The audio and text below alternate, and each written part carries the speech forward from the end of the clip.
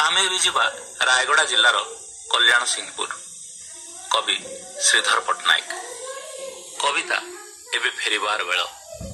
समयर आह्वान शुणा ही हम आमको शुणा हम माटीमार डाक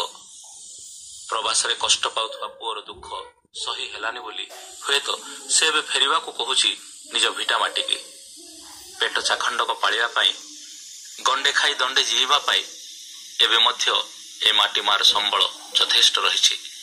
ता प्रति आंतरिकतार सह श्रम आ समय देले से निराश करिब नाही तार संतान को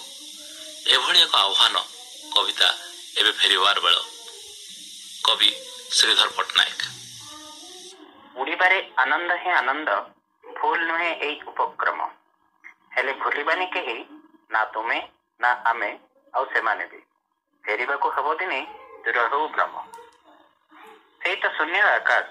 प्रशस्त छाती रे तार जेते विशालता मेंचाए माटी की अछि कुह सेई तो शून्य आकाश प्रशस्त छाती रे तार जेते विशालता मेंचाए माटी की अछि कुह रखिबा को पाद तुम रम अंते नेबदे विश्राम आकाश रे रहिथांत दंडे दुई घड़ी माटी किया खोजुथाओ थोइबा को पाद माटी किया खोजुथाओ थोइबा को पाद एई देख हेउ पछे मो धूसर पृथ्वी माँ परी बिछाई कौन से घास क्लांति भ्रांति रहे नहीं माटी माँ कोले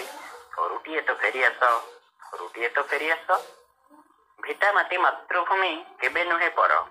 भिटा माटी मातृभूमि केबे नुहे पर सबुजिमा अबाहु रंगता धूसर माँ परा जोगाइब मुठे तो आहार आउ आउ एबे तुमे फेरिबार बेल निज माटी रे लढ़िबार जिणिबार बेल अनुकूल निज माटी रे लढ़िबार जिणिबार बेल अनुकूल रखत को झाल परी बुहाइबा चाल बुद्धि ज्ञान श्रम बळे माटी मार रखिबा जेतेक एबे सेई शपथर बेल एबे तुमे फेरिबार बेल धन्यवाद।